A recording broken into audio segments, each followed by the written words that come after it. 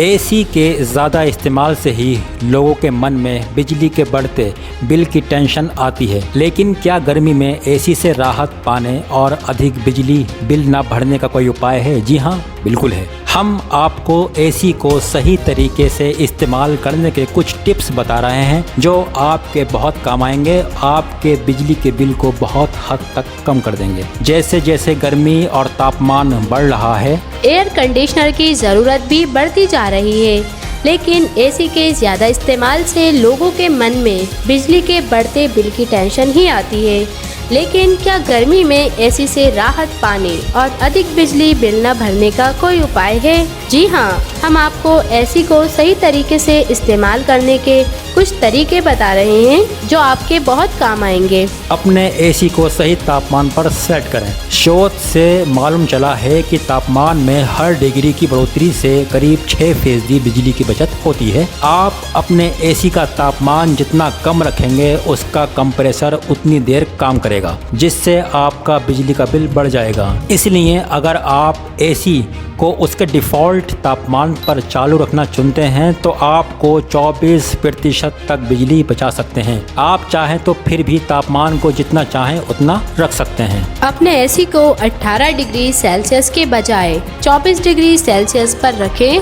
अगर आप दिल्ली, मुंबई, बेंगलोर और चेन्नई जैसे शहरों में रहते हैं जहां का तापमान 34 डिग्री सेल्सियस से 38 डिग्री सेल्सियस तक रोज रहता है, तो अपने एसी को 10 डिग्री कम पर सेट करना पहले से ही एक बड़ी राहत है।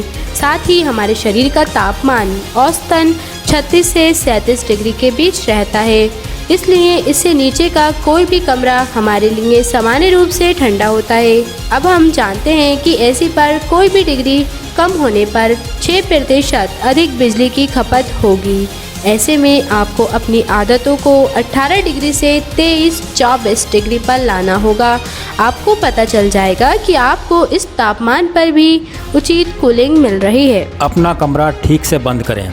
जब हम एयर कंडीशनर के बारे में बात करते हैं तो दरवाज़ा बंद ना करना एक बिना दिमाग के लगता है, लेकिन ये भी सुनिश्चित करना ज़रूरी है कि आपकी सभी खिड़कियां कसकर बंद हैं और ये कि ठंडी हवा कमरे से बाहर नहीं निकल रही हो। पर्दों को खींचें ताकि सूरज की गर्मी आपके कमरे में ना जाए। सूरज की किरणें एसी पर भार बढ़ा देती हैं। एसी का इस्तेमाल करते समय टीवी, फ्रिज, कंप्यूटर जैसे बिजली के उपकरणों का उपयोग करने से बचें, क्योंकि ये उपकरण बहुत अधिक गर्मी पैदा करते हैं। एसी चालू करने से पहले इन्हें बंद कर दें। कमरे को ठंडा होने के बाद इन्हें फिर से चालू कर सकते हैं। जब आप एसी का इस्तेमाल कर रहे हों तो इस बात का ध्यान रखें कि कोई भी फर्नीचर एसी की हवा को रोक नहीं रहा हो। बिजली बचाने के लिए स्विच को ऑन और ऑफ करें। क्या आप कभी कांपते हुए उठे हैं और एसी बंद करना पड़ा है? ऐसा शायद इसलिए है क्योंकि कमरे को बहुत ठंडा रखने के लिए आपका एयर कंडीशनर रात भर चालू था। ऊर्जा बचाने और आराम से रहने का एक तरीका ये है कि इसे रात में बंद कर दिया जाए। खासकर अगर आप इसे दिन भर चला रहे हो तो रात में आपको इसकी इतनी ज़रूरत नहीं पड़ेगी।